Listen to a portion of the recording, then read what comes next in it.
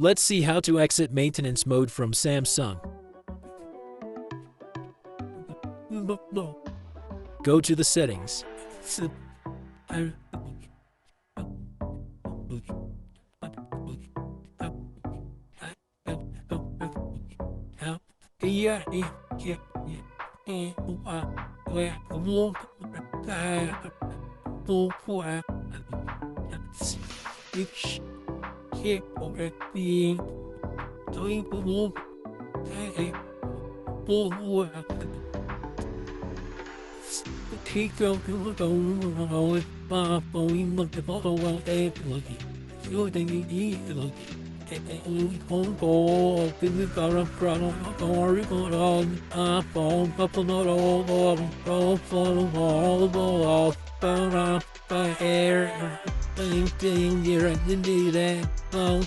Look at this